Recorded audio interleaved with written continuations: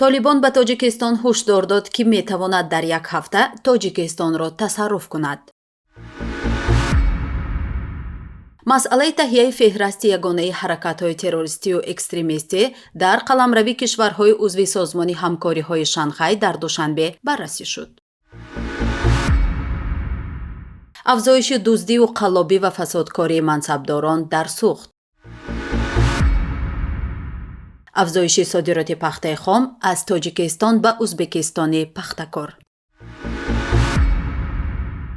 یکی از فرماندهان طالبان به تاجیکستان هشدار داد که اگر دخالت به امور داخلی افغانستان را بس نکند، نیروهای آنها می توانند در یک هفته تاجیکستان را تصرف کنند.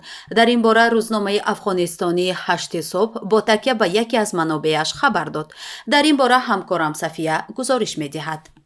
روز سه‌شنبه 2 آگوست یک منبع محلی روزنامه افغانستانی 8 صبح در ولایت تخار خبر داد که معاون فرمانده کورپوس 217 ارتش طالبان مولاجان محمد حمزه با تخلص عمری در حضور یکی از وزیران حکومت طالبان که در تخار مهمان بودند گفته که اگر تاجیکستان دخالت به امور داخلی افغانستان را بس نکند و روسیه از پشت تاجیکستان نایستد، در دوام یک هفته طالبان این کشور را تصرف خواهند کرد.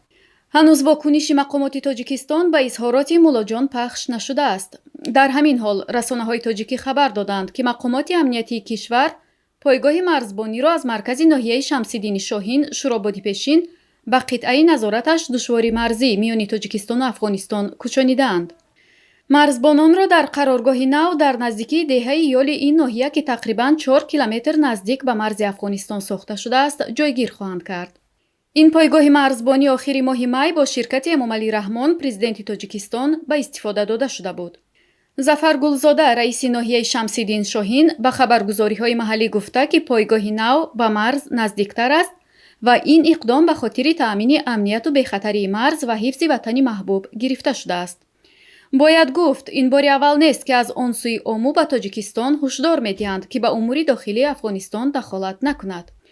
قبلا گلبدین حکمتیار نخست وزیر پیشین و مؤسس حزب اسلامی افغانستان گفته بود که تاجیکستان با دادن پناهگاه به مخالفین افغان علیه افغانستان جنگ اعلان کرده است. در خطاب به اونا میگوییم میدانید معنای پناه دادن به مخالفین مسلح کشور همسایه چیست؟ شما که مخالفین مسلح افغانستان در کشورتان پناه میدین، میدونین معنای چیست؟ معنای جز اعلان جنگ با همسایه هیچ چیز دیگری بوده نمیده. همیست معناش. یعنی که شما عملا با افغانستان اعلان جنگ دادین، مخالفین مسلحشان را پناه دادین، حمایت میکن و حتی پایگاه ها در اختیارشان گذاشتن، تحت آموزش گرفته شد، مسلح میشن. و متاسفانه دوشنبه با همه وقاحت اعلان میکنه که گویا مدافع سرسخت اینان و در حکومت هم سهم کم از کم 40% را میخواد. یقینا این به معنای اعلان جنگ علیه افغانستان است. و پیامد این موضوعگیری ها هم جزئی نخواهد بود که در برابر این اقدام خصمانه یک جانبه بدون موجب و دلیل افغانستان هم تصمیم بگیره که با مخالفین مسلح تاجیکستان بعد از این پناه میده. و اگر احیانا این کار شد، تاجیکستان ضعیف، کوچک، شکننده با چه سرنوشت روبرو خواهد شد؟ هزاران نه بلکه 2-3 هزار نفر هم کافی است که اگر در افغانستان پناهگاهی بیابند، برای دوشنبه دشوار باشه که بتانه وضعیت مهار کنه. چرا راه دشمنی را انتخاب کردید؟ چه سودی از این آیل حال شما میشه؟ شما هیچ سودی از همراهی با امریکا نخواهید داشت. امیدواریم تجدید نظر کن، راه درست را انتخاب کن، به جای راه دشمنی و مخالفت راه تفاهم، راه تعامل، تحمل هم دیگر این راه را انتخاب کن. این اظهارات حکمتیار را مقامات حکومت طالبان آشکارا پشتیبانی نکردند. забеҳуллоҳ муҷоҳид сухангӯи толибон борҳо изҳор доштааст ки онҳо ба ҳамла ба кишварҳои ҳамсоя аз Афғонистон иҷоза нахоҳанд дод.